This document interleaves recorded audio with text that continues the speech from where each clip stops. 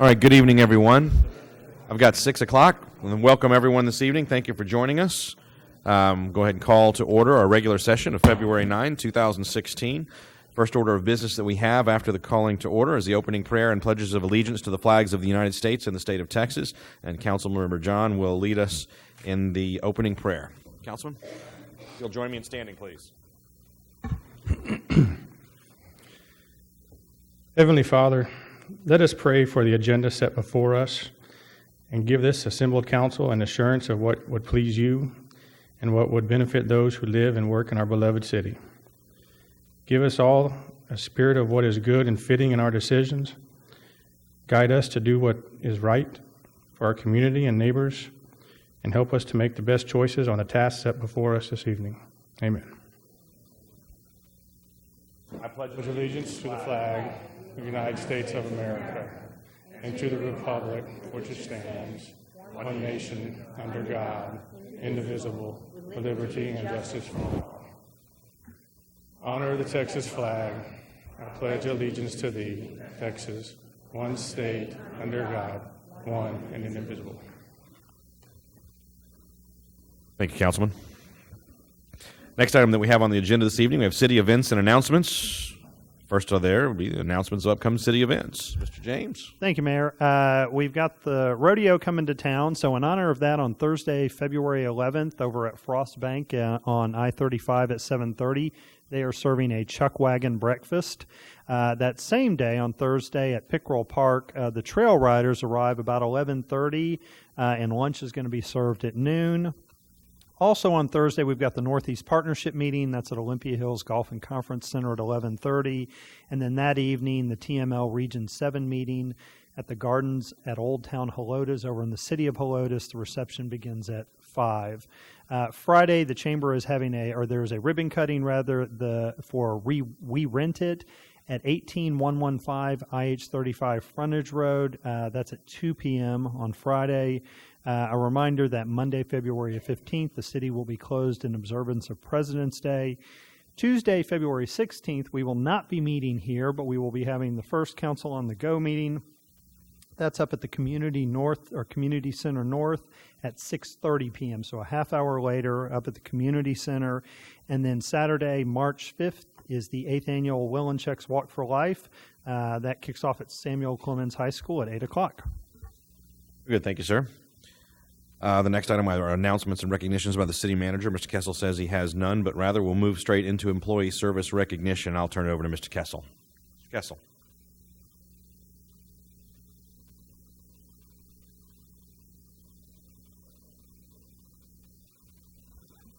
Mayor and Council, thank you very much. As you know, when we have service recognitions for 20, 25, 30, 35-year recognitions, we like to do those here at City Council, which is a place of honor for our employees. They oftentimes will invite family, friends, their coworkers. We can recognize them with a little bit more formality than we do the lower number of year service recognition pins. And tonight we have two gentlemen who have been with the city a combined 50 years, and we're going to actually handle this a little bit differently than we've done in the past. I'm going to ask both to come up together. So Matt Trincoso and Eber Bush, if you'll mind.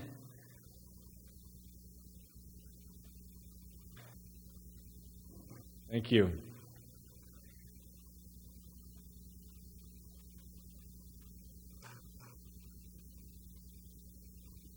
Yes, Mr. Mayor, I'm going to put my reader glasses on. So, the same issue. Mr. Trincoso, one of our EMS supervisors, and Mr. Bush, our water wastewater supervisor, are each receiving their 25-year pins. You will see that both men are dedicated professionals in their area of expertise, and they directly contribute to the overall health and safety of our community. Matt and Eber joined the city in 1990. When there were many similarities when they started. Both were graduates of Samuel Clemens High School, and both hired on in the water department in Public Works just a few months apart from each other. So they kind of started together, so that's kind of one of the reasons we wanted them to receive their pins together. Let's begin with Matt. Mr. Troncoso joined the city on July 2nd, 1990, from a construction job. As I said earlier, he went to Clemens and knew Johnny Peterson. Some of you may remember Johnny Peterson. And he heard that Schertz was hiring and applied for a job here. And although he's been in the EMS world for a majority of his career, Matt started out in the public works in the water department. He was a meter reader. He fixed leaks, did water projects, small and large, while he was there. Now, interestingly, Matt worked part-time for SAFES, which was the original EMS, volunteer EMS department for the city of Schertz, and not just the city of Schertz, but the surrounding region, much like it is today, almost at the time 200 square miles. And he had his basic EMT certification. He was approached by the director at the time and asked if he wanted to switch over to the EMS department, which he did, and he's worked his way up to this current position of EMS supervisor. And then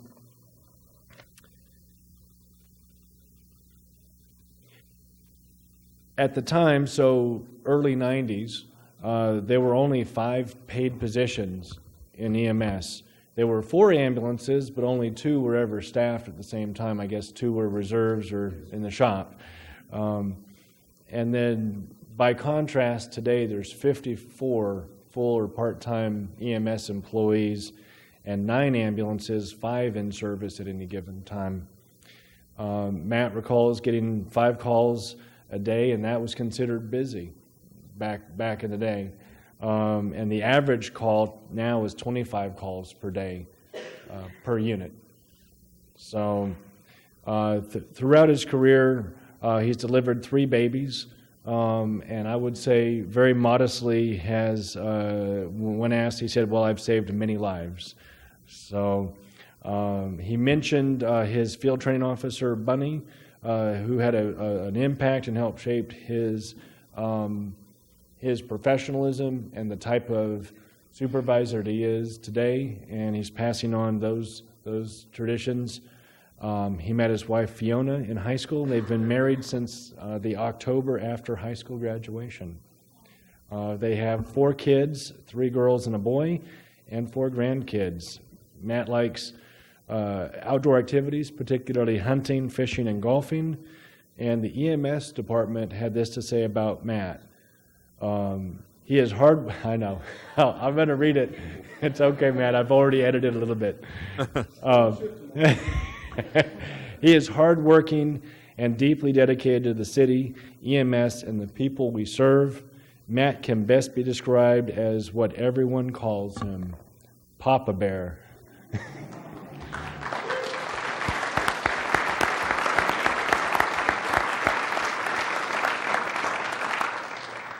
And now on to Eber. Also a Clemens graduate, Mr. Bush started his career with the Water Department on October 1st, 1990, and worked his way up to his current position of Water Wastewater Supervisor. Before joining the city, Eber sold his family business, which I believe was a motel business in San Antonio, and was looking for a different kind of work, came on with the city. And at the time, we were moving about 3 million gallons of water per day, which is a pretty big number. Now, by contrast, today we're over 6 million gallons, so we've doubled the amount of water we move, and the water system itself has more than doubled. Starting out, Mr. Bush got the fun job of sorting parts before they'd even let him go out in the field, so I guess he was the rookie. They hired him and said, hey, that warehouse full of parts, we don't know where anything is. I have a funny story. Go organize all that so we can find stuff. Which I guess that's what you get when you're the rookie. So Eber remembers working with Matt on the Trainer Hale and Shermanville projects. While some wondered why the city was working in an undeveloped area of town down south, Eber recalled how he could see the growth coming and was glad for the foresight the city had back then. Karen Choina was an impactful person for Eber early in his career. And he also said that the city has always been good to him and that he has benefited from and is grateful for some of the programs the city has offered over the years. And he mentioned specifically the Dave Ramsey Financial Peace University that former councilman Tony Willencheck had taught here at the city. Eber enjoys jet skiing at the coast and tinkering with electronics and vehicles. He will be married to his wife Janie, 25 years this July, and they have one daughter. Public Works, we asked them to say a few words about Mr. Bush, and they said, Ebert represents the rock of the water department and the Public Works as a whole. All of these years of service, he continues to be balanced, dedicated, and solid. We, the city of Schertz, have a large system to maintain and care for. With Ebert at the forefront of our water system, we have no hesitation that our citizens and community will continue to receive the best water possible. He is the epitome of loyal as a City of Schertz employee.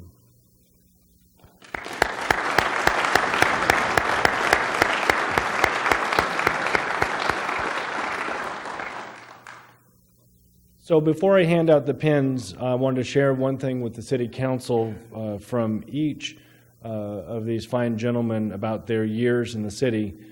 And we asked them what was most important to them looking back at the last 25 years.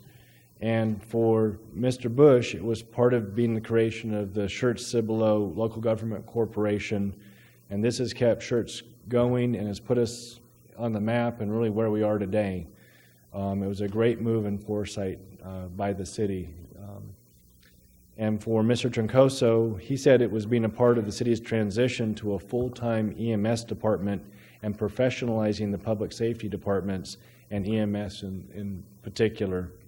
And I would say that SSLGC and Schertz EMS are considered top in the state.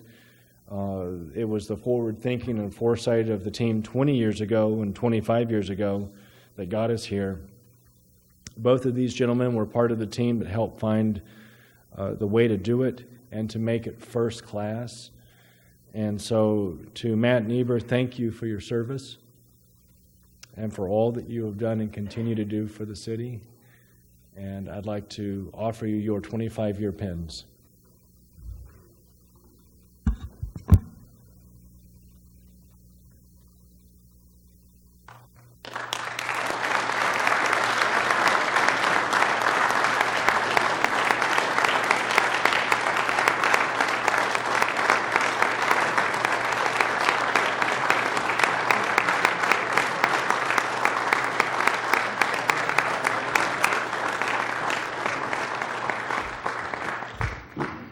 And I would invite council to come down, and we've got a few more things that I'd like to do that are a little bit off the normal script.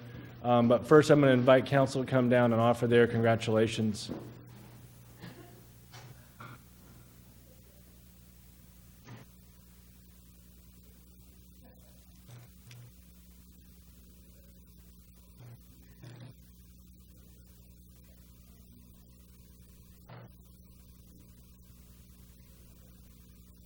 So I will say this, I always give folks the opportunity to speak into the microphone when we get done, but we're not done yet, so you maybe want to be thinking about that in case you have a few words for everyone.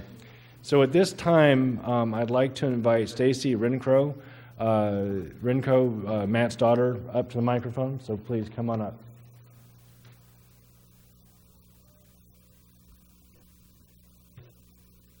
If you truly love the work you do, you never work a day in your life. This is our Father. He is living this quote. The self-service profession is a lifestyle like no other. You choose to sacrifice for the better good, which leaves you long hours away from your loved ones. His first love was saving lives and helping others, while his second is now his wife of 34 years.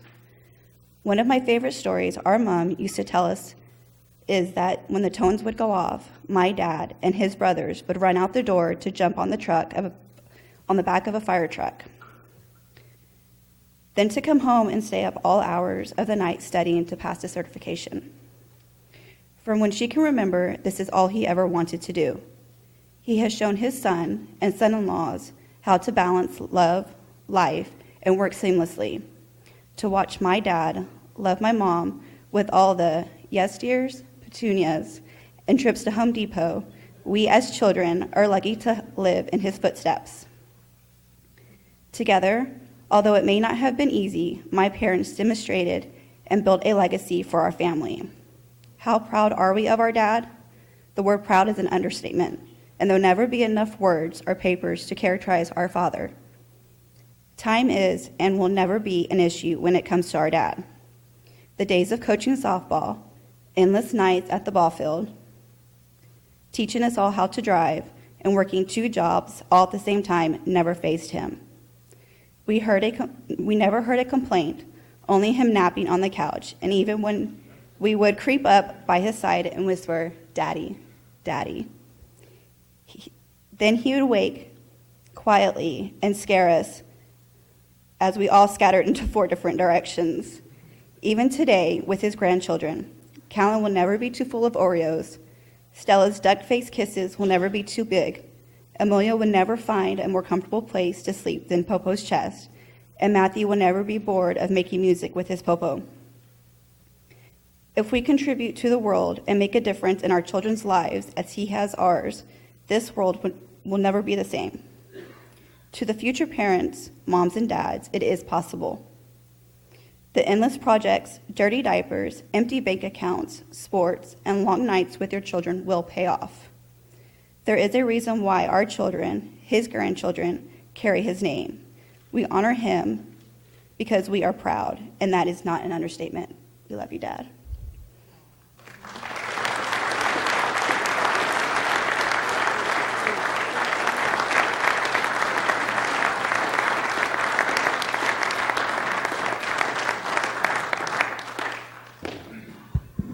I'd also like to invite Dean Wirtz to come forward for a special presentation. Thank you, Mr. Kessel. Our group, which I represent, is the Schertz Historical Preservation Committee. We're all about legacy and honoring legacy. And before our time, this generation's time, there were men like you who came forward, served our community, and built a legacy, which you have built upon in the some 25 years of loyal and very effective service to this community. So, and to your family, as we've all just heard, Mr. Kessel's report of everything that has come. So, you set the stage for the next generation who will produce even more legacy for our community.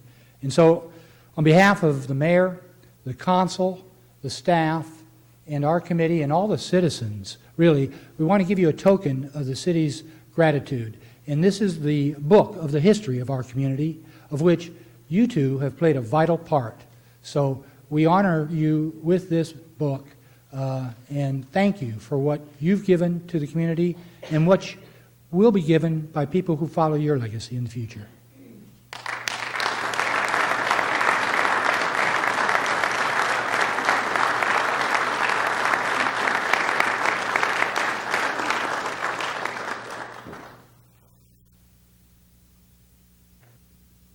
So as promised, each of you has an opportunity to come to the microphone and say a few words if you wish, if you dare.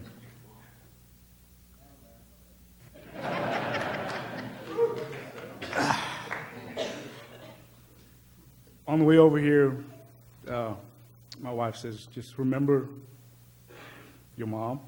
I think she's here somewhere.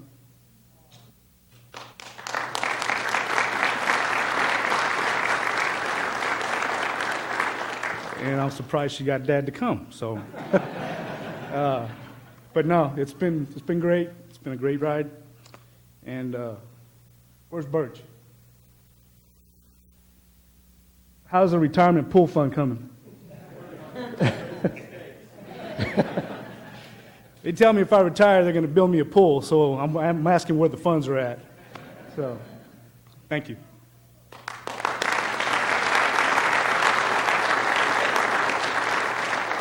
I just want to thank everybody for honoring us as you have, and thank all the employees that back us up all the time, because they are the backbone. they keep us going, and I appreciate it. Thank you all.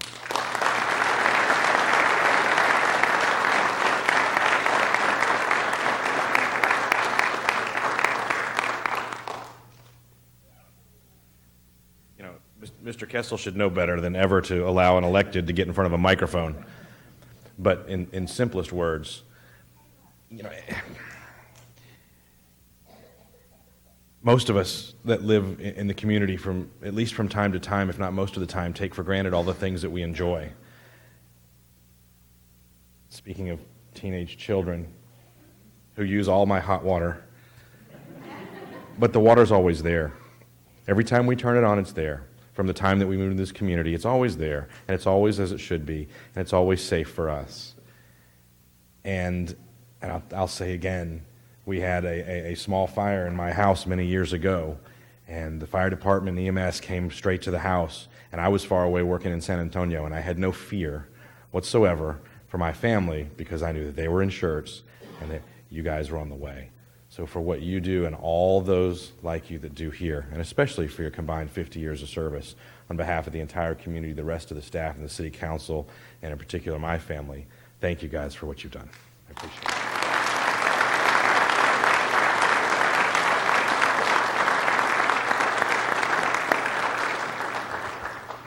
it. And I might ask the mayor to maybe have us take a few minutes of recess. That might be appropriate to let some of the family and friends come up and give their congratulations. Everybody a few minutes to take photos if they'd like to, etc.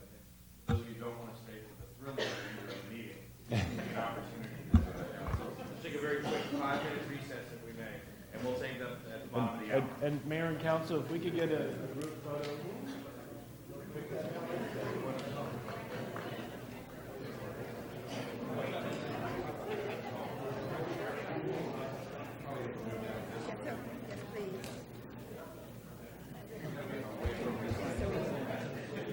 All the way to the end.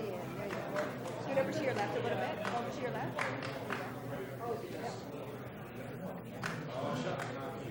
No, Chuck's not here. I'm Chuck Pro Tem. Ready?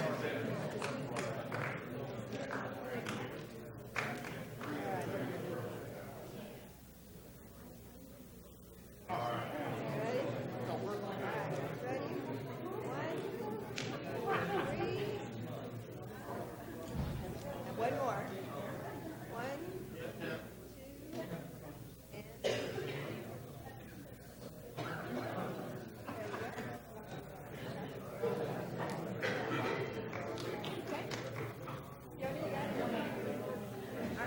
We're good? Awesome. We're just going to let the families eat first. Get a picture with the family. Congratulations. Come on out. I know, congratulations. You look so nice. Yeah, we're not used to that.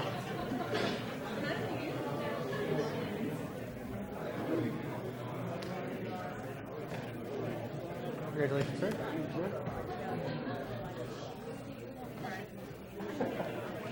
Congratulations. Congratulations.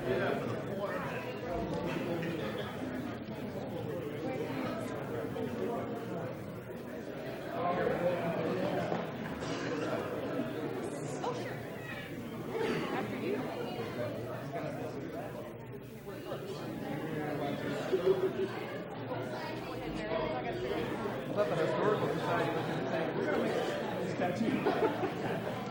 We're going to take our picture. Matt.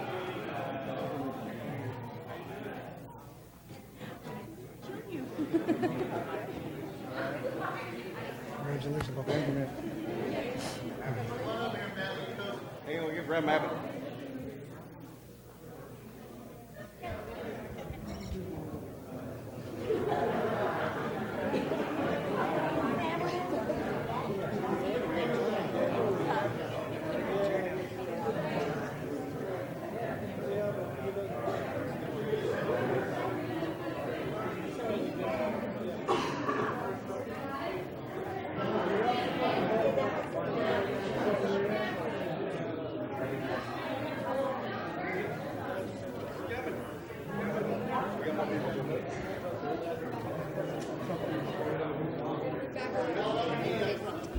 Little people up front, Matt.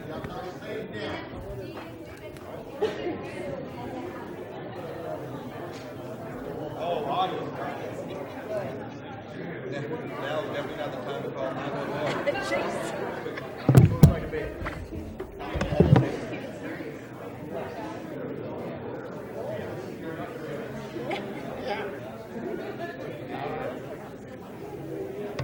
Say cheese, guys. Cheese.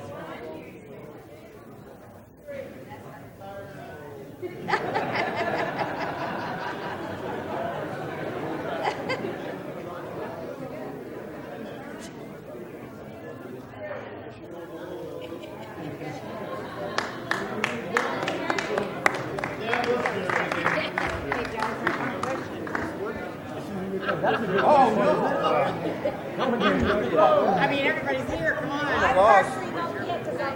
Yeah, and I'm here. We're here. I'm in the safest place right now, right?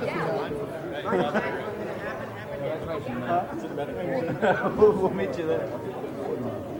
Fine, thank you. Yes, good. 5 more years.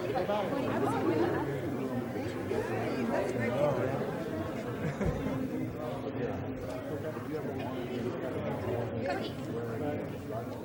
Hey, how are you doing? You look great. Yeah.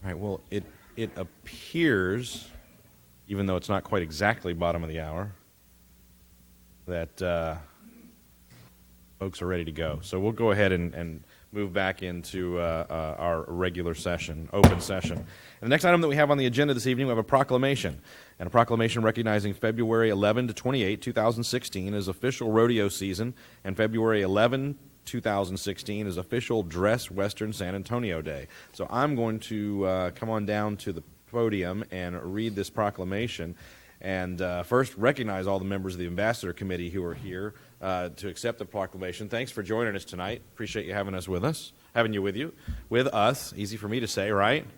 And if you'd like, come on, join me down here at the podium. We'll read this.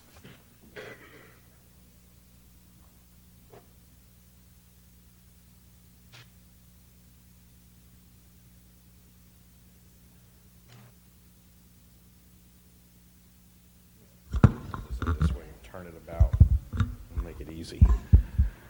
We used to have a portable microphone, but I'm not quite sure where it is. So I'll go straight into this. Actually, I can't help myself. I have to say something first. So I moved here from Tennessee in 1996, and I had never been, except a very little bit, even west of the Mississippi. So I got to Texas, and I was a little bit surprised, to say the least. But I will say this. I very quickly, began to understand why people have been coming from Tennessee, like the Butt family, for many, many generations and staying in Texas. It wasn't 3 months my wife and I had spent in Texas when we frankly fell in love and decided this is a place, this is a culture, this is a history and tradition, the place where we want to raise a family, and we decided to stay. So you all are an important part of that culture and part of what draws people to this state. And it reads, whereas February 11, 2016 marks the 67th anniversary of the San Antonio Stock Show and Rodeo, San Antonio's largest single event. And whereas the San Antonio Livestock Exposition is a volunteer organization that emphasizes agriculture and education to develop the youth of Texas. And whereas since inception of the San Antonio Livestock Exposition Scholarship Program, $160.1 million have been committed to the youth of Texas in the form of scholarships, grants, endowments, auctions, calf scramble programs, and show premiums, with $12.2 million committed in 2015. Whereas over 7,500 Texas youth have been given college educational opportunities because of the San Antonio Stock Show and Rodeo Scholarship Fund. That's a big number.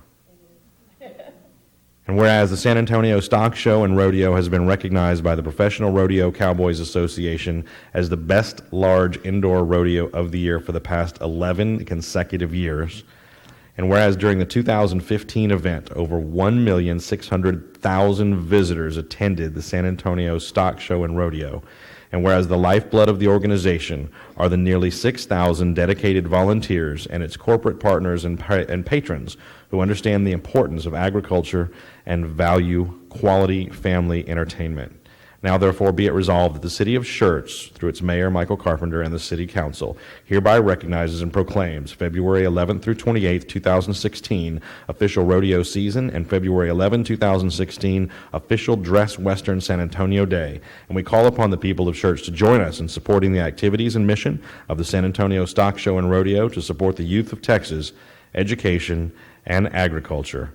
All of us signed this one the 9th day of February 2016. In most cases, when we have a proclamation, just I sign it, but in this case, the full council has signed this, so it's a little bit different.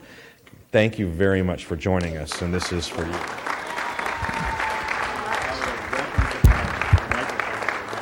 I'd like it if you don't mind. Absolutely. Okay. Ignore me. Okay, I am Cindy Giddon, and I'm the chairman of the Ambassador Committee of the San Antonio Stock Show and Rodeo. And it is because of these 6,000 volunteers that we have, and our staff, our executive committee, our corporate sponsors, that we are so successful in raising these funds to educate the youth of Texas, which we feel is vitally important. And we hope that you will join us. And we promise you that it will be the most fun, exciting, entertaining, and educational event that you will go to. Join us for the rodeo. And as we like to say, let's rodeo, San Antonio.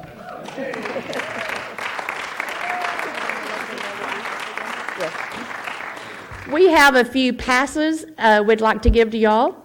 You can copy them as many as you like. It's on Thursday, so you may have to sneak away. It's a free pass to go into the rodeo. And we have some pins that we'd like to give you also. I can't help myself, being elected to get a microphone in front of me. I can't. So I told you earlier that one of the reasons that we fell in love with Texas was the culture and things like this. Early on when we moved to Texas, my wife was working at one of the local hospitals, and one of the doctors was kind enough to allow us to join them for one of the concerts. It was the first year we were here, and it was actually this particular event was in the old Coliseum, and we were sitting just 2 rows outside of the hockey rink for barrel races before a concert. And we're sitting there thinking, this is great. This is so much fun. This nice doctor brought us here. We're younger kids. We got big cups of beer, and we're just not paying any attention at all. Can you imagine what happened? It came around that barrel, flying past us, and there's dirt flying up in the air and landing right in a beer.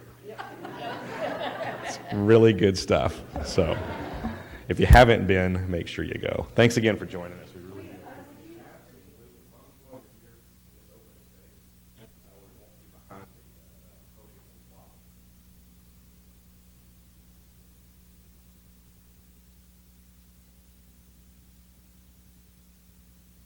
Join us after you retire.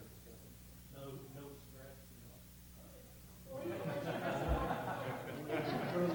Some of us probably do that already.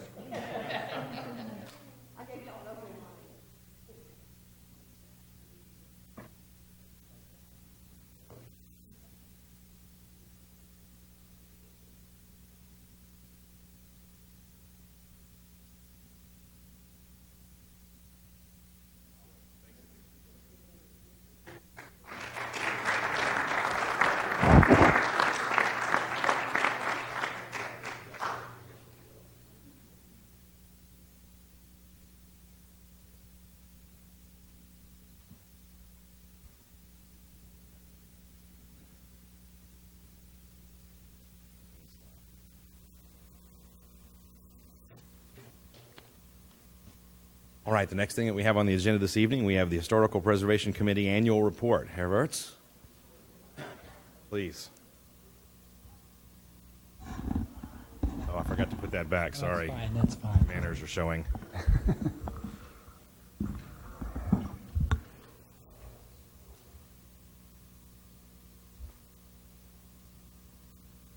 Well, good evening, gentlemen. It's that time of year again when we, the Schertz Historical Preservation Committee, report to you as to our progress in movement of this committee through the year's objectives that we've set for ourselves back in early 2015. And to report to you on not only the objectives that we set, but also maybe some of the things that have impacted our committee during the year and what will be the future in the year ahead for this committee. Last year's committee focus was on 3 project areas. The first was historic recognition projects. The second was historic public information projects. And third was joint committee projects with the community, school students, etc. And so those were the areas that we focused our attention on for this past year. With regards to the historic recognition projects, as you know, we have designated, or you have designated, 6 homes as historic properties here in the city over on Main and Exchange Street. You just recently designated a neighborhood as a heritage neighborhood. And that neighborhood will be recognized in the next few weeks with banners throughout the heritage neighborhood. And what you see there on the screen are the prototype designs for those banners that will be hung in the neighborhood. The staff designed those for us, and I think they're fabulous, especially since that's Aviation Heights. And it really does reflect the history and the tribute to the aviation history of our area here. So we're grateful to the staff for preparing those for us.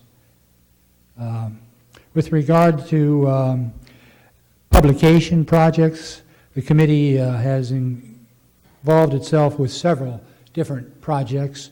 We recurringly produce a quarterly newsletter for the public each quarter, which discusses the progress of our committee's work during the previous quarter. We publish numerous articles that go along with that newsletter on various subjects of historical interest to our citizens. We've published, of course, the Schertz photo history book for the community, which advances, as we say, the narrative of our city's history. We have also, in that third category of activity, and here are some of the other publicity avenues that we pursue. Schertz Magazine is very kind to us in publishing articles about the community from time to time. They every month put in our Looking Back section of the magazine. We also receive help in terms of spreading the narrative through the community publication Northeast Herald. So we try to get the word out in those means, and that's how we've done it this year. With respect to our joint committee activities, they include 2 student honorary related art essay contests and a committee-led student local Schertz historic field trip that we made earlier in the year. The committee assists with the restoration of the exterior of one of our most historic buildings on First Street, which is the Vineyard Fellowship Church. And there you see the before and after photo of the church, and the bottom photo is today's church after we've done the repairs and painting of the church. The committee continues to participate in outreach activities to include participation in the booths at Jazz Fest and also at our Schertz Volunteer Open House. With regards to the city staff's assistance throughout the year, it's been fabulous. The city staff initiated the Main Street Historic Grant Project, which enables qualified historic properties to apply for financial assistance in restoration projects. The committee has continued periodic landscape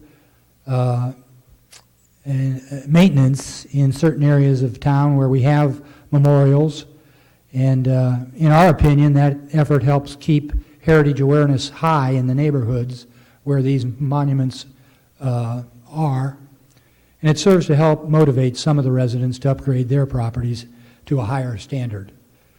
We refer to this as transformation through preservation initiatives.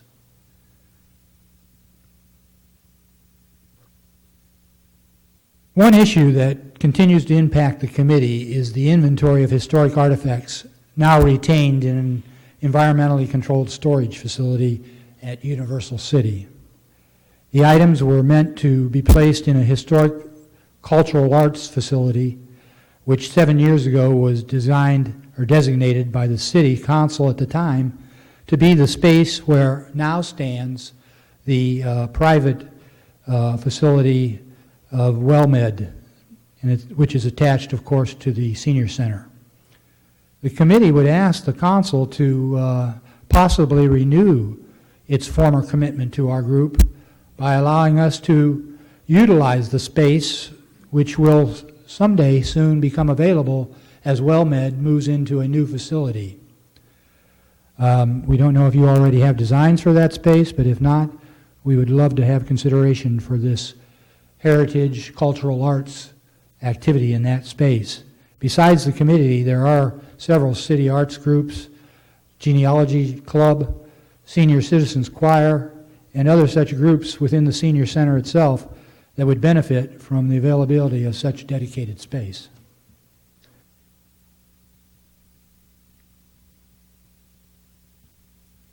We've set certain goals for the coming year, which are inclusive of those three areas that we talked about, which are recognition, publication, and joint projects. We will be pursuing several initiatives in each of those categorical areas in the coming year. Our affiliation with Riedesheim, France, is ongoing. We've received 2 excellent communications publications from them just in the past month. They produce an annual bulletin of their societies, historical societies' activities on the left there. And they published a very interesting and thorough history of their area in the early World War II era, printed both in French and German. I'll be visiting Riedesheim in May, reacquainting the committee with their committee again. We've revised our bylaws during the year to keep them current. And in conclusion, the committee has completed a busy and productive year. We have developed and endorsed a challenging and we think achievable set of goals for 2016. We look forward to the City Council's support in the year ahead to achieving these meaningful goals. And for several reasons, we want to say that preservation does matter. And we are most appreciative of the staff, particularly Brian James, for all that he's done for us in this committee, and John Kessel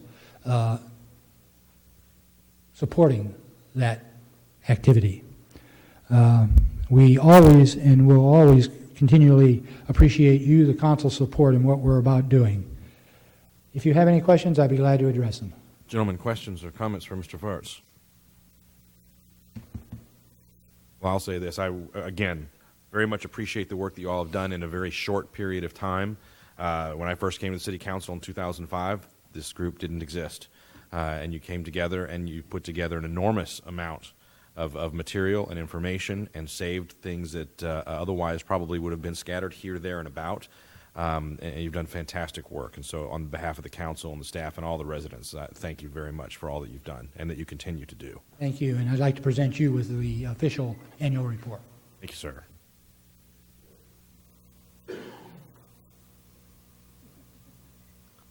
Well, let me, okay. No. However you wish.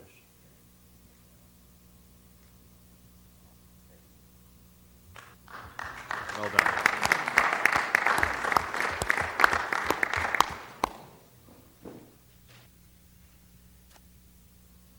All right, the next item that we have on the agenda tonight is the hearing of residents. I have one person signed up this evening. It's Sarah Wargo. And if I mispronounce your name, tell me when you get up here if I got it right. You got it right. All right, very good. You're here from KJMS. What do you have for us tonight? Hi, my name is Sarah Wargo. I'm a leadership student at Kunji Musol of Schertz, and before I begin, I'd like to say thank you for your time. In January, we had 55 Koreans coming. That was a huge success. They were a demo team, and they performed at the Spurs basketball game, and our demo team performed along with them. And we just recently had the Great Kickathon where Celeste Woody set the bar for not only Schertz, but all of Texas, doing 415 kicks in 3 minutes. It's fast. This Saturday, we have the Asian Festival and Snowfest, and I'd like to invite you out to that because our demo team will be performing. On the 26th, we have the belt ceremony where some of our students hope to be getting their next belt. We also have the Home and Garden Show coming up. Thank you for your time. What time on the 11th this weekend? To say? It's Thursday? This Saturday, you mean? Whatever it is that you have coming up nearest to us. The Asian Festival is from 10 a.m. to 5 p.m., and Snowfest is from 3 to 9 p.m. Okay, good deal. Thank you very much. Appreciate it, ladies.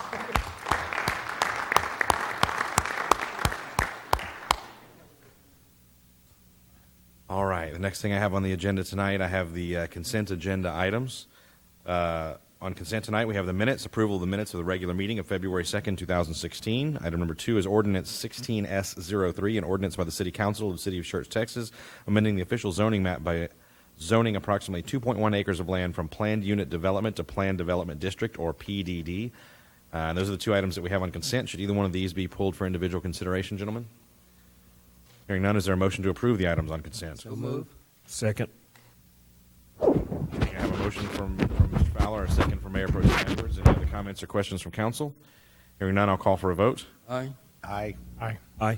5 ayes and no nays. The motion carries. Next things that we have on the agenda this evening are discussion and action items.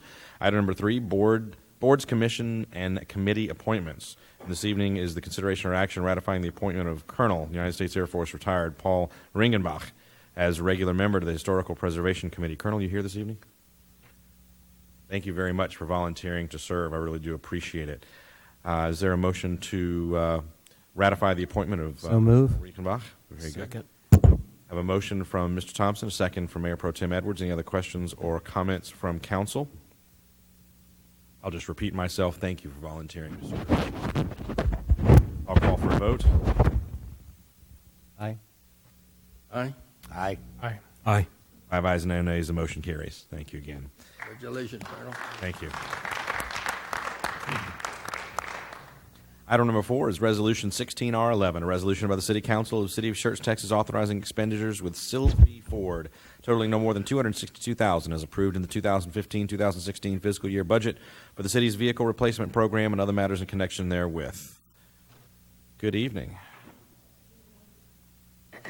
Mr. Mayor, $262,000. We buying one or more? we're buying many, I figured many, we were. not to exceed 262. Good evening. As you know, the city has developed, in conjunction with the Fleet Department, a city vehicle replacement program so that we can take an innovative approach to replace vehicles that have exceeded their life expectancy. Historically, the vehicles have been procured from a cooperative vendor, which has allowed us to capitalize on volume discounts as well as streamlining the procurement process. So what you have before you tonight, there were several vehicles that were approved as part of fiscal year 15-16 budget. And so we're coming before you tonight to simply ask for approval to purchase all of the vehicles that were approved as part of the budget with one vendor or from one vendor. So the 262 that you see, 262,000, is just a summation of the budgeted amounts for those vehicles. Very good. Questions, gentlemen? Mr. Thompson. Silsbee Ford is 285 miles away. Yes, sir. Is there a closer purchasing co-op? Yes, sir. Relatively in the same ballpark value-wise? There are closer vendors, yes, sir, and we have used those in the past. We have not previously purchased from Silsbee Ford, and I know that John Harshman did some research in looking for these particular vehicles to find who could provide all of the vehicles to us for the best value. I know he did share with me that Silsbee was willing to waive the cooperative fee that we normally pay, which is $400 per purchase order. So I know that was one of the reasons, and I'm not sure, John, if there was any other reasons why Silsbee Ford was the vendor of choice. Okay, then one more question. Yes. When warranty work has to be done on these vehicles, do they have to go back to Silsbee for that work? My friend John Harshman.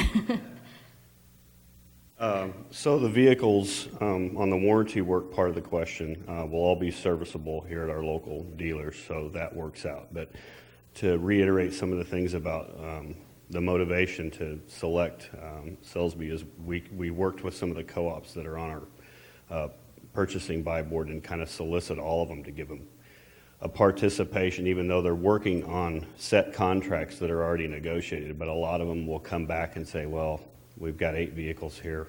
We'll relieve the buy board fee and then the delivery fee, which is usually what would deter us from using somebody that's 200 or 300 miles from us, because they'll charge per mile to deliver those vehicles. So they waived all those fees and essentially saved the city another $10,000 or so. I was going to ask that question, so you answered it already. $10,000. Approximately, yes. It was about $500 delivery fees that we normally would have had assumed in that. The other challenge this year is we're trying to get a lot of the vehicles pre-fitted. It saves a lot of time and effort and keeps us from having to use multiple vendors, and that was another kind of a key element because of the time issue. And so they're kind of a full-service facility where they can equip them with light bars, toolboxes, and a lot of the auxiliary equipment that usually bogs us down in getting delivery of them, because we have to get the vehicles and send them out to other vendors and sometimes multiple vendors for aftermarket equipment. So it kind of tied the whole thing in and kind of glued it together, the savings, the convenience, and all that. Any more questions? Mr. Zeus? Just for educational purposes, but why Ford? Why could it be a Chevy, or did we put it out for bids and that's the lowest bid? Yeah, so we looked at both vendors, and those are the two that we prefer. So there was a significant savings, and it bounces back and forth every year. Some years it's Ford that wins the price war, and sometimes it's Chevy. So we let value kind of rule there because the differences are usually pretty minimal. And we've got good work establishments with our local vendors as far as warranty and upkeep and things like that. So we don't really have per se a preference. It's really what fits the purpose and saves the city the most money. And it just happened to be this is one of the years that Ford won the deal there. And so that was. Anyone else? A motion to approve Resolution 16R11. I'll move. Second. A motion from Mr. Zeus, a second from Mr. Thompson. Any other comments or questions from council? Hearing none, I'll call for a vote. Aye. Aye. Aye. Aye. Aye. 5 ayes, no nays, motion carries. Thank you all. Item number 5 is Resolution 16R12. A resolution by the City Council of the City of Schertz, Texas, authorizing a nomination for the naming of a Schertz-Seguin Local Government Corporation, SSLGC building or property posthumously in honor of Mayor Hal Baldwin. Wait. Good evening, Mayor and members of council. Since the untimely death of our mayor and a Seguin City Council member, Roger Weil, both of who were instrumental in the very foundation of Schertz Seguin Local Government Corporation, the SSLGC board has expressed a desire to name some facilities after these two gentlemen for the work they did in getting the corporation set up and actually functioning. Finally, this year, they were able to develop a policy. They reached out to Seguin as well as us and looked at some processes we had used in the past, as well as the city and a few other organizations, and came up with a policy that they've adopted as an official SSLGC policy for doing so. They still have that desire to name two structures. For Councilmember Weil, it is the actual part of the water plant in Seguin where the water arrives. And for Mayor Baldwin, it's the new building that they built to house the high-performance pumps that actually send the water from where it splits off in Seguin up here to the city of Schertz. Part of their process is that in order to name anything after somebody, they need a resolution from the council of the city asking to do that naming. SSLGC wants to do that, but to follow their own internal policy, they've reached out and asked if this council would consider making that resolution so that they could, and then staff, along with the chair of the board, Mr. Greenwald, will work to complete the application and then get that turned into SSLGC so that in the next month or two we can have a ceremony and they can name that building after Mayor Baldwin that they would like to name. Very good. Anybody have an objection to naming a building after Hal Baldwin? I can't imagine. Mr. Mayor, I think you ought to do the honors on that. I appreciate that. So I'd like to move that we approve Resolution 16R12, authorizing a nomination for the naming of a Schertz Seguin Local Government Corporation building posthumously in honor of Mayor Hal Baldwin. Second. That's not fair. They were all three at once. That was everybody at once. I think you had five. I will defer to the longest sitting member of council and say I've got a motion from the chair and a second from Mr. Fowler. Any other comments or questions from council? Hearing none, I'll call for a vote. Aye. Aye. Aye. Aye. 5 ayes and no nays. The motion carries. Thank you, Dudley. You bet. Thank you all. And we'll let everybody know when the time comes for that when it's actually going to happen, so Thank everybody you. can be in it. That's great. All right, item number 6, Resolution 16R14, is a resolution by the City Council of City of Schertz, Texas, authorizing the acceptance of a grant and other matters in connection therewith. Carew? Good evening, Mayor, Council. Good evening. We came to you in 2015 for the acceptance of a crime victims grant from the governor's office.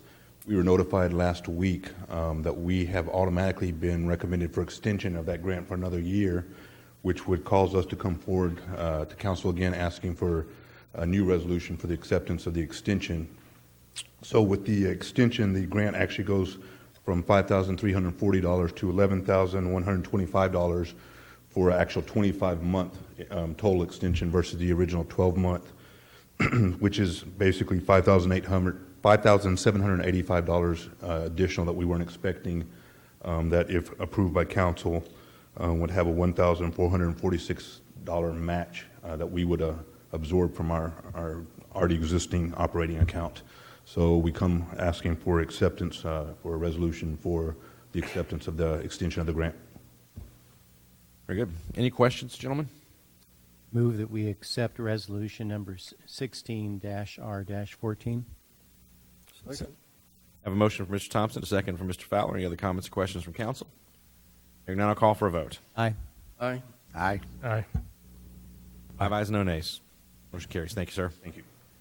Next item that we have on the agenda this evening is Ordinance 16C04, which is also a public hearing, and it's an ordinance by the City Council of the City of Schertz, Texas, amending the Code of Ordinances of the City of Schertz, Chapter 18, Buildings and Building Regulations, Article 1 in general, Section 18, Inspections, and Article 3, International Residential Code for 1 and 2 family dwellings, R1052, work exempt from permits. Mr. James. Thank you, Mayor. We talked about this, I think, last week at City Council with regard to ongoing discussions we've had on a couple of items.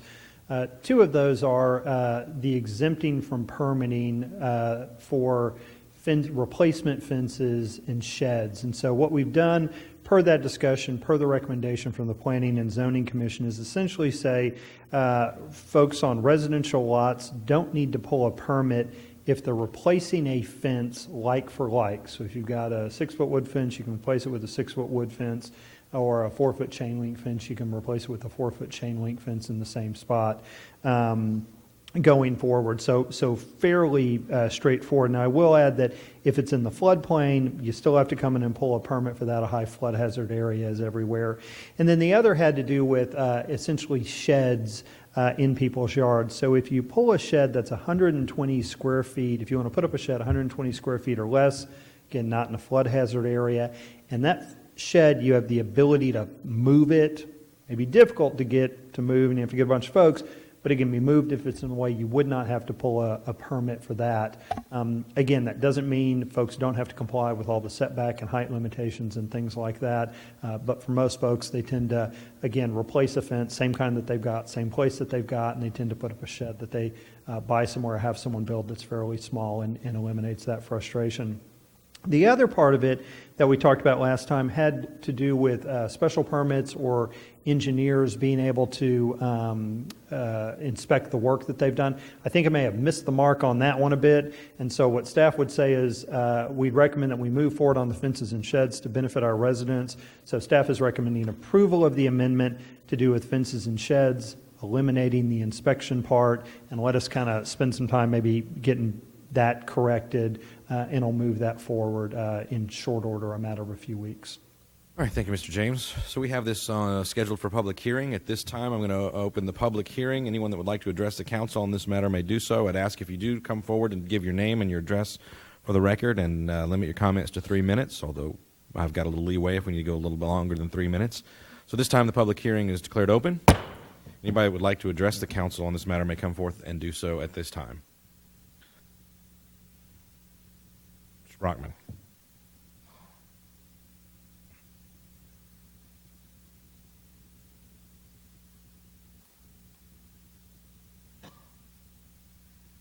Robert Brockman, 1000 Bell Road. Do we have the current floodplain map that we can identify which structures have to be permitted when it's in the floodplain? I have to ask Mr. James that question.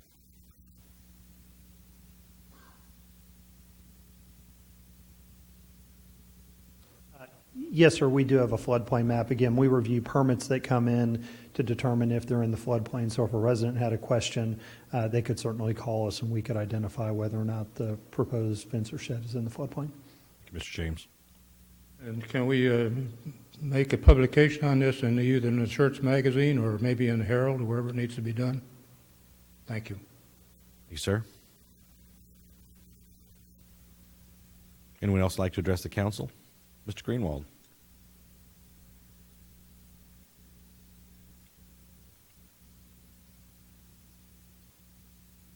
Evening, sir. King Greenwald, 205 Westchester Drive.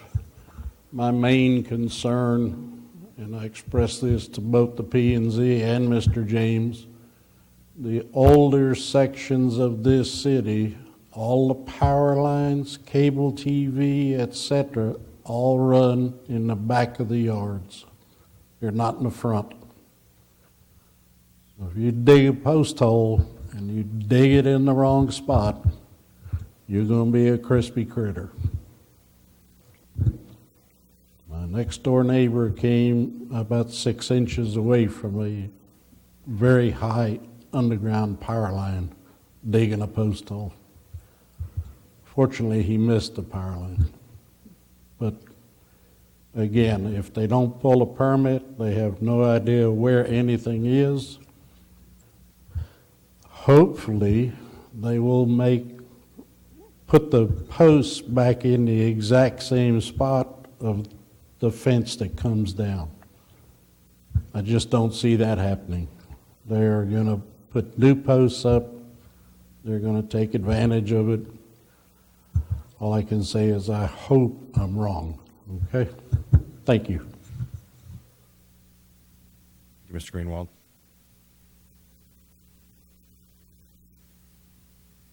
Anyone else would like to address the council?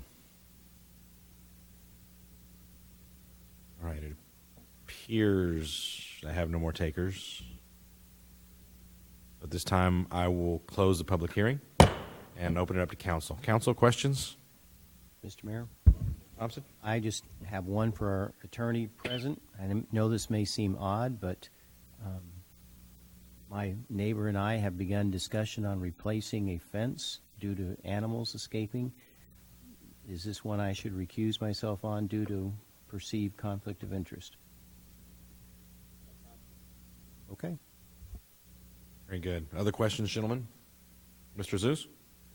Mr. Mayor, based on Mr. Brian James and P&Z asking us to consider approving 16C04, I'll make a motion to approve 16C04.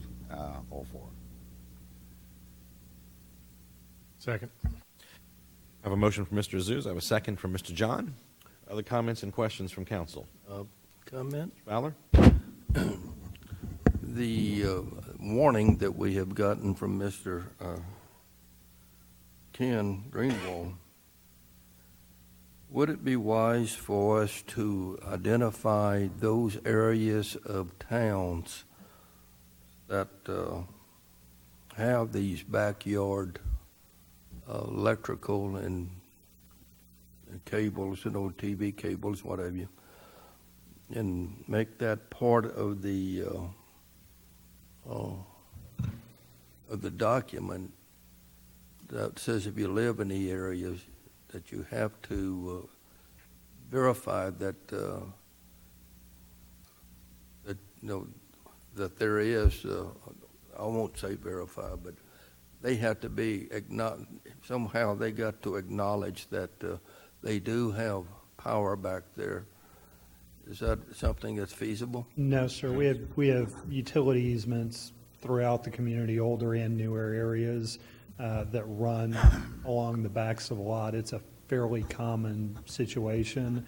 So frankly, yeah, if you had that, I would almost not recommend making the change and just require folks to pull a permit. Again, I will say this, though. We do not require a dig test for purposes, so folks don't have to perform a dig test on utility locates. Again, it's just not something we require a homeowner to do and go through that expense or ever have. Correct me if I'm wrong, but high power or that Mr. Greenwald may be talking about, isn't it a requirement that these be buried at least 48 inches? Sir, I'd have to go back and check. I cannot speak to what a franchise utility company's requirements are. The city doesn't regulate how or where franchise utilities locate their equipment. Again, if someone's coming in and building a residential subdivision and they want to build a city water line or a city sewer line, we can regulate how and where you construct those. But in terms of what AT&T, CPS, anybody like that, we don't have the power to regulate theirs. We can check and see if there's a state requirement and find out for you. Okay. Would you please? Yes, sir. Mr. Edwards? Mr. James, does that not draw some kind of ire, the question about digging? Does that not make you at least wonder, should we maybe rethink that at all? From your professional opinion? Frankly, no. I don't think, I'm not familiar with communities that typically on a fence require a dig test in terms of that level. Typically, it's done with a small piece of equipment or by hand when you're digging the post hole. Typically, it's not that far down. So City of Schertz has never required a dig test. And again, it's not to say there won't ever be an issue, and folks probably have hit things, but again, I don't recall anyone ever saying there was an injury associated with a fence post being dug in a backyard or a side yard. Okay. And one more question. Did you say that even a 10 by 12, 120 square foot storage shed that had to be, was it portable or be movable? You had to be able to move it somehow. So again, if you're gonna cement post in the ground, you're gonna sort of stick build it. You'd have to come in and pull a permit. But if you're going to go down to Lowe's or Home Depot and you're going to go, I want that one, bring it out, set it down. We're going to put it down on some cinder blocks, Skids or something. skids, whatever. Again, as P&Z talked about, while you may have to really be nice to your neighbors, buy a 12-pack of beer, order a couple of pizzas, if you will, get a couple of big pieces of PVC pipe, a number of them, and get a group of folks to move it, it can be done. So again, it's really intended if you're gonna sink those posts into the ground where you can't move it, then you'd have to pull a permit. But again, if with enough people and manpower, you can shove it over 10 feet, get you there. But again, Is that part of the resolution, the changes we're making? yes, sir. That it says if you make it fixed, If it can be moved, then it's exempt from a permit. And so certainly, as Mr. Brockman said, one of the things that P&Z referenced as well is coming up with handout materials for residents, articles in Schertz magazine, updating information on the website so that it's real clear to folks. And again, obviously having our folks on the permitting side be able to explain these kind of commonly asked questions to folks. all right, thank you. Mr. Thompson? When I lived in a different state, my neighbor and I did put a fence up between our yards. Utility companies had signs all over the county, essentially call before you dig. Mm-hmm. And so they did a free service coming out and locating the lines. Yes, sir. You mentioned a dig test as costing. Would the utility companies come out on a free basis if they are called?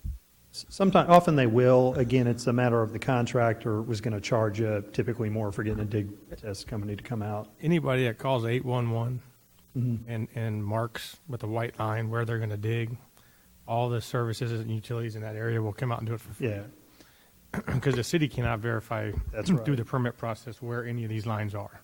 Yeah. You know, they only have what they have on record, but each utility will come out once you call them, mark it with a white line, water, electric, telephone, anything. It's Yeah. absolutely free. All they have, Yeah, it's getting your contractor to actually do it is going to be your issue to kind it's of an mess around educational with it. thing, I guess, maybe. So could we, as part of this revision, ask or strongly suggest that homeowners call 811 prior to replacing a fence?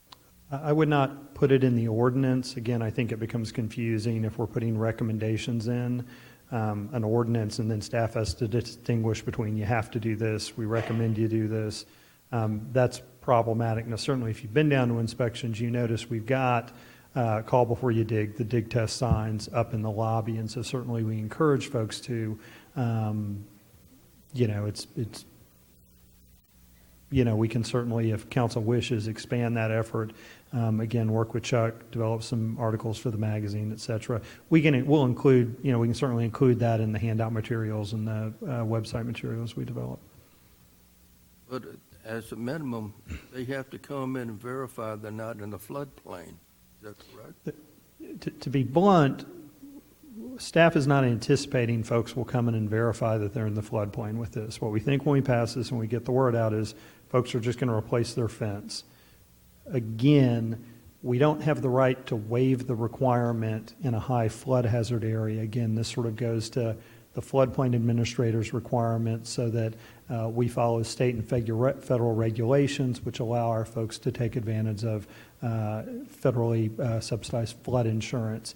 And so it's a problem for us to waive the requirement and say you're free to build in the floodplain. So the ordinance says if you're in the floodplain or high flood hazard area, you have to come pull a permit. And some folks may choose to do that. But frankly, most folks, when they hear you don't have to pull a permit, they're not going to pull a permit to replace the fence. And that's one of the issues with this.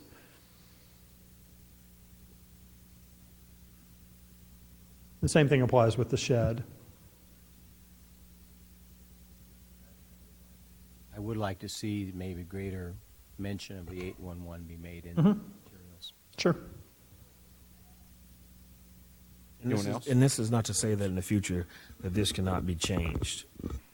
No, sir. As you'll note in the staff report, the Planning and Zoning Commission recommended as part of theirs that we evaluate it approximately 6 months, come back and kind of do a report, see where we stand, get a feel. If it's working, we can keep going. If we need to tweak it, we can tweak it. If it's not working at all, we have too many problems when we can go back to what we had before.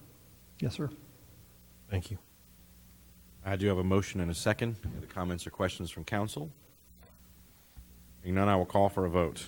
Aye. Aye. Aye. Aye. Nay. 4 ayes and no, and 1 nay. Motion carries. Next item to have on the agenda is a roll call vote confirmation. Consent agenda items number 1 and number 2. Motion was made by Councilmember Fowler, seconded by Mayor Pro Tem Edwards. Mayor Pro Tem Edwards voted yes. Council members Fowler, Azus, John, Thompson voted yes. Motion passed. Item number 3, ratify the appointment of retired Colonel Paul Ringenbach to the Historical Preservation Committee. Motion was made by Councilmember Thompson, seconded by Mayor Pro Tem Edwards. Mayor Pro Tem Edwards voted yes. Council members Fowler, Azus, John, Thompson voted yes. Motion passed. Item number 4, resolution number 16R11. Motion was made by Councilmember Azus, seconded by Councilmember Thompson. Mayor Pro Tem Edwards voted yes. Council members Fowler, Azus, John, Thompson voted yes. Motion passed.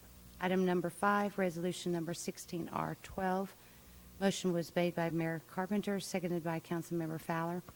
Mayor Pro Tem Edwards voted yes. Council members Fowler, Azus, John, Thompson voted yes. Motion passed.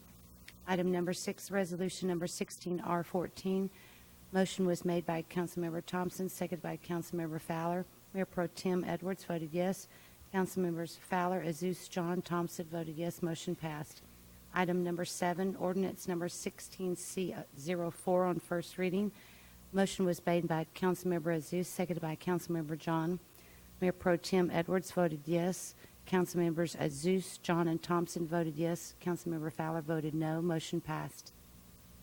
Thank you, ma'am. Next item that we have on the agenda, requests and announcements. Announcements by the city manager, Mr. Kessel. Thank you, Mr. Mayor. I have a handful of announcements. First, I wanted to make certain everybody had seen in our informational section the updated calendar for the upcoming year. It has the revised dates for the retreats and other meetings as we did last week, and so you should have that in there. That's the one we should work from going forward. Second, I wanted to mention the Aquatic Center construction.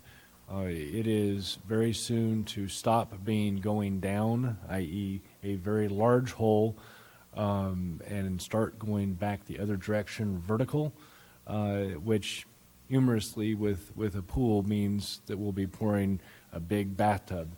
But that vertical, even though it'll still be down on the ground, is getting ready to get started. We'll find a way to communicate that on our webpage to get that information out to folks. If you haven't been over to look at the very large hole, it's impressive, and you can see it from the recreation side. They've cut some windows in the screening fence, one up at the adult size for most of us, and one down at the child size that every single kid coming out of that YMCA facility seems to stare into and see the big Tonka trucks working. It's pretty exciting stuff. The next two announcements have to do with some two gentlemen that are in the room, and I wanted to just make sure that council heard this from me. Sam Willoughby has, and he's in the back row, he's the director of Public Works, has announced that he is intending to retire, I believe, in March or so. Denied. So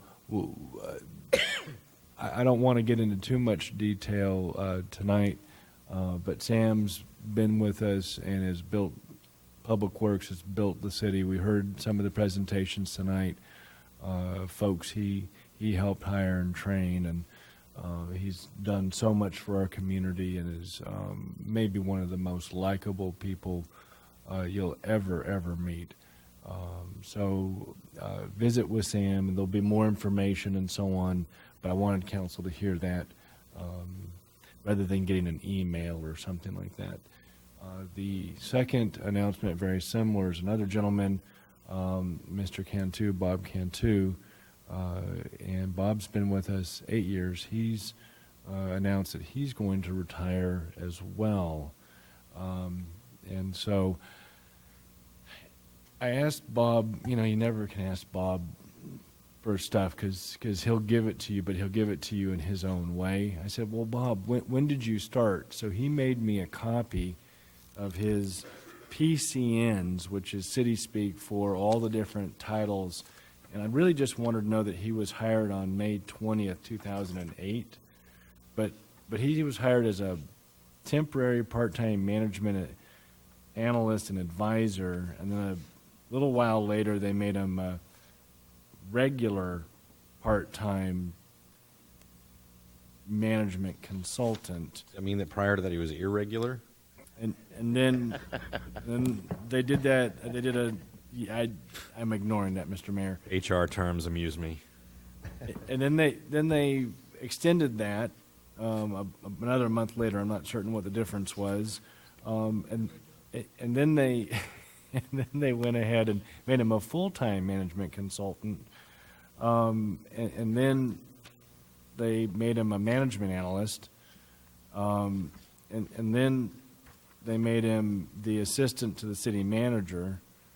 And then somebody made him the chief of staff. And then same person made him the executive director of services. So in 8 years, he's had 8 titles. I think he was getting nervous about what the next one might be. So congratulations as well to Mr. Cantu. Again, there'll be more announcements and discussions. I didn't want council to hear about that in an email. I wanted to say it personally to council. Thank you. Next item on the agenda is future agenda item requests for the city council. Gentlemen, anything that we need to have on a future agenda that we do not currently have scheduled?